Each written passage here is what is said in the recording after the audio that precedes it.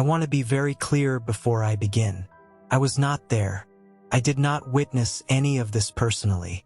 I am not a survivor, not a keeper, not a sailor, not a rescuer.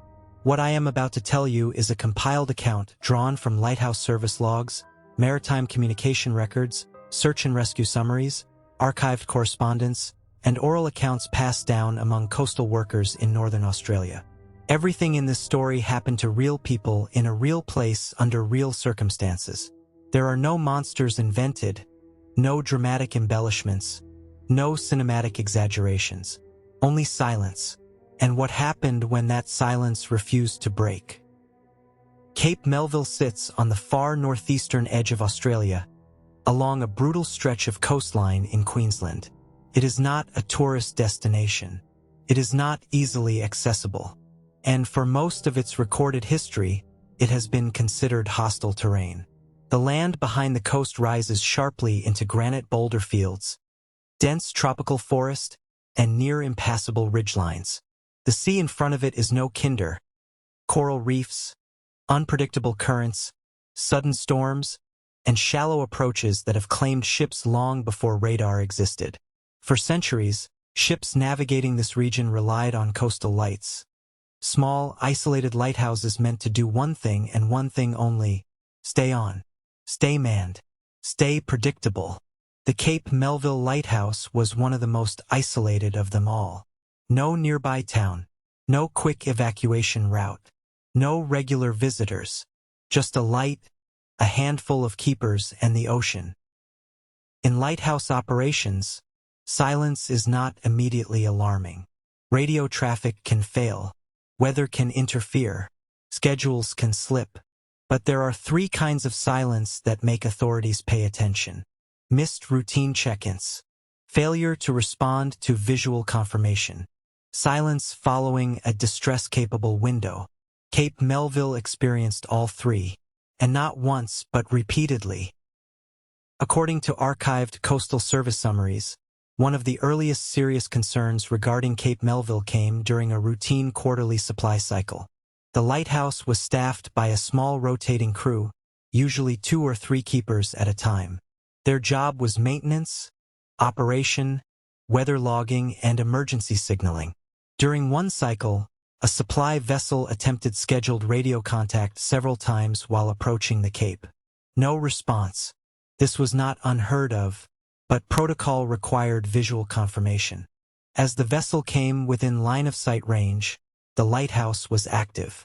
The light was on. The rotation was normal.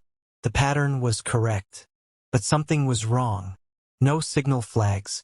No movement around the structure. No acknowledgement flares. The vessel anchored offshore and attempted hailing again. Still nothing. When a small landing party finally reached the lighthouse, what they found was disturbing, but not immediately terrifying. Inside the lighthouse, everything appeared paused. Logbooks were up to date until 3 days prior. Meals had been partially prepared and abandoned. Personal effects were still present.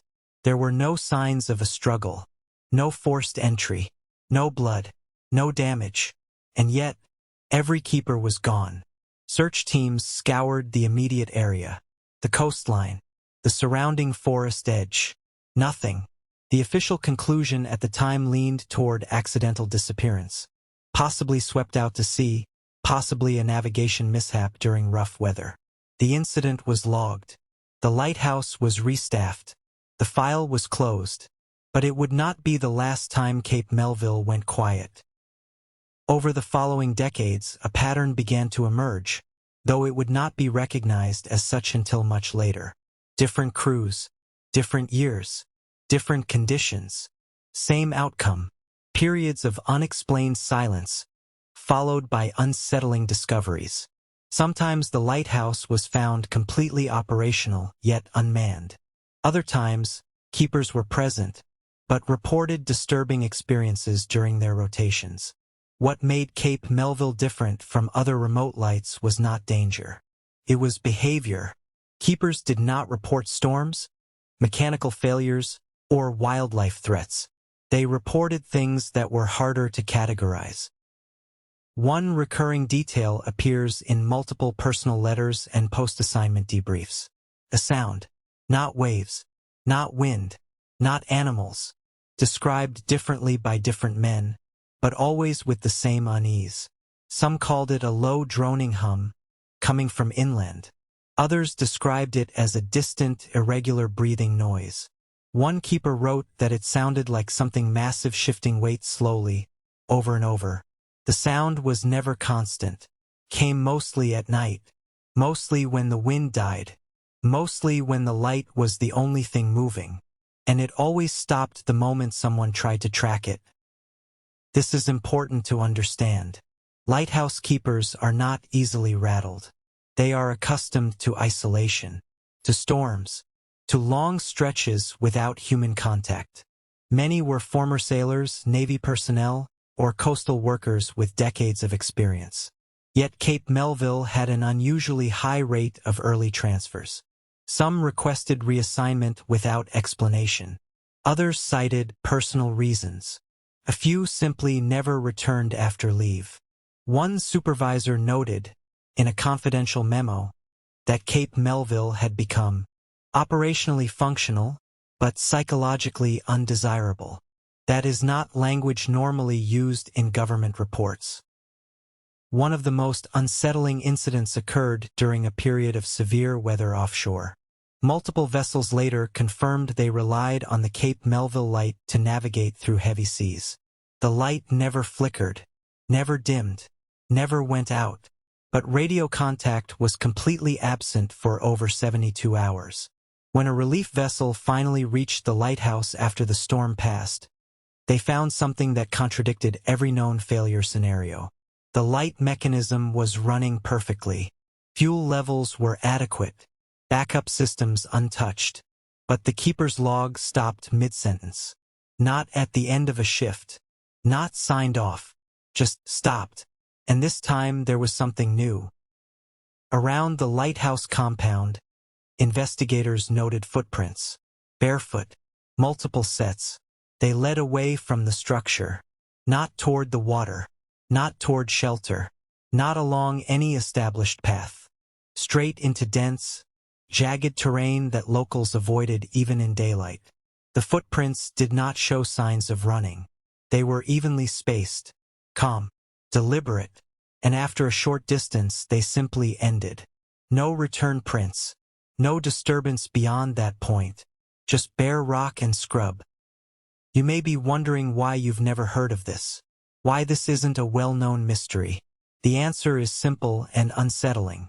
Lighthouse incidents, especially in remote areas, are often categorized as logistical failures, not public events. There were no survivors to interview, no confirmed foul play, no recovered bodies. Without those elements, cases like this fade into internal archives. And Cape Melville was far enough away that very few people ever questioned it. Eventually, as technology advanced, many remote lighthouses were automated. Cape Melville was no exception. But before that transition, one final manned rotation took place. This crew left behind the most disturbing documentation of all. Not dramatic, not hysterical, just wrong. In the final keeper's log, there is an entry that does not align with the timeline. It was written after the last confirmed radio contact, after weather reports ceased, after the point when the lighthouse should have been silent. The handwriting was steady. The words were few. The light keeps working even when we don't. No explanation followed. No names. No signatures. And that was the last human record from Cape Melville Lighthouse. Once automated, the lighthouse never failed. Not once. But something else changed. Passing vessels reported that the area felt wrong. Radio interference near the Cape. Navigation equipment acting erratically. Crew members reporting unease without obvious cause. No one could prove anything, so nothing was done. Cape Melville still stands. The light still turns. The beam still cuts through the darkness. But no one lives there now.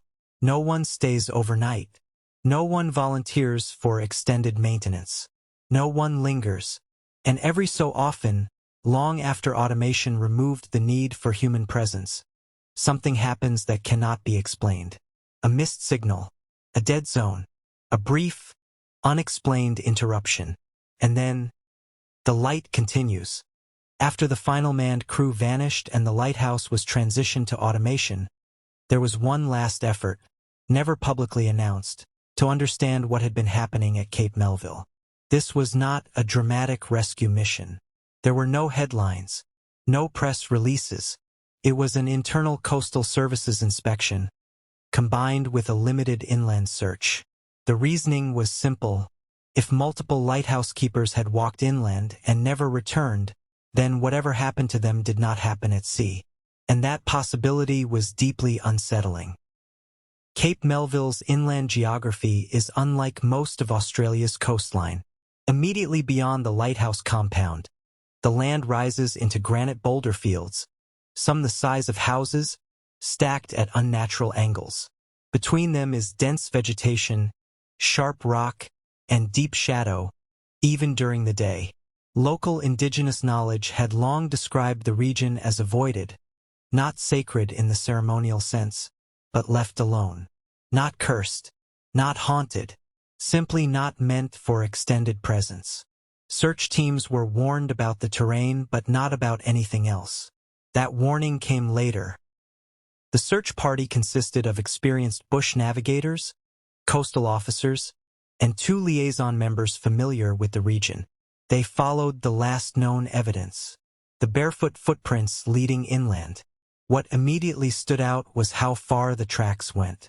Barefoot movement over jagged granite should have shown hesitation. Uneven steps, altered gait, signs of pain. Instead, the stride remained consistent. No dragging, no stumbling, no turning back. And then, once again, the tracks ended. Not gradually, abruptly, as if the people walking had simply ceased to be there. It was during this inland search that the sound, previously reported only at night, was heard again. This time it was documented, not on recording equipment, but in written field notes. Multiple team members independently described a low-frequency vibration, felt more than heard, causing mild nausea and pressure behind the eyes. One officer wrote, "It feels like standing too close to heavy machinery that isn't visible." The sound did not come from a direction. It seemed to exist everywhere at once. And when the team stopped moving, it stopped too. Another detail was noted repeatedly. The deeper the team moved inland, the quieter the environment became. No insects, no birds, no small animal movement. In tropical Australia, this is abnormal. Even in harsh terrain, life makes noise. Here there was nothing. The silence wasn't peaceful. It was alert. After several hours, the team reached a natural break in the terrain, a narrow corridor between massive boulders leading into a shaded basin. This was where the guides stopped, not because of terrain difficulty, but because, in their words, people don't come back from there feeling the same. They would not proceed further. No amount of authority, instruction, or pressure convinced them otherwise. The search was officially halted due to environmental constraints. Unofficially, it was abandoned because everyone there wanted to leave. When the team returned to the lighthouse, something had changed. Nothing visible, nothing broken, but several members reported the same sensation. The lighthouse felt occupied, despite being empty. Not watched, not threatened, just not alone. One officer later admitted that he turned around twice, convinced someone was standing behind him. There was no one. Before departing, one final inspection of the logbooks was conducted. No new entries were expected. Automation had removed the need for manual logging. Yet, tucked between older pages was a loose sheet. Not bound, not numbered, written in pencil. The handwriting did not match any known keeper. The message was brief. We followed it because it already knew us. There was no date, no signature, no explanation. The sheet was catalogued, then quietly removed from circulation. Automation was supposed to solve everything. No people, no disappearances, no risk, and technically it worked. The light never failed. But reports from passing vessels continued, especially at night. Multiple ships reported a consistent phenomenon when passing Cape Melville. A temporary radio blackout. Not static. Not interference. Complete silence. As if the radios were turned off. The blackout lasted anywhere from a few seconds to several minutes. Then everything returned to normal. No damage. No lasting effects. Just a gap. One cargo vessel crew reported an incident that never made it into official logs. As their ship passed the Cape at night, the lighthouse beam swept over the deck as expected. But several crew members reported something else. They felt an overwhelming urge to stay awake. Not fear, not panic, just the certainty that sleeping was a bad idea. No one slept that night. When morning came, no one could explain why. Eventually, maintenance crews began operating under an unspoken rule. No overnight stays. Officially, this was for logistical efficiency. Unofficially, no crew wanted to remain after sunset. Workers reported disorientation, time distortion, the sense that tasks took longer than they should have. Clocks functioned normally, but subjectively time felt wrong. When questioned informally, local coastal workers and indigenous guides give vague answers. They don't describe monsters.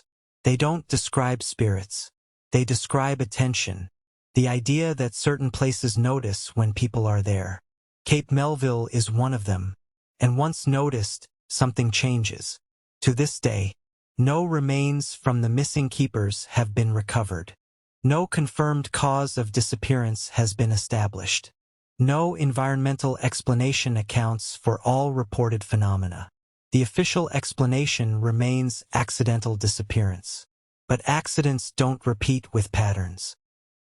One detail continues to disturb investigators who reviewed the case years later. The lighthouse never malfunctioned during any disappearance. Not once.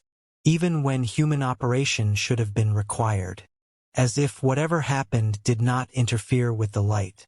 As if the light was never the target. Cape Melville Lighthouse still stands today. The beam still turns.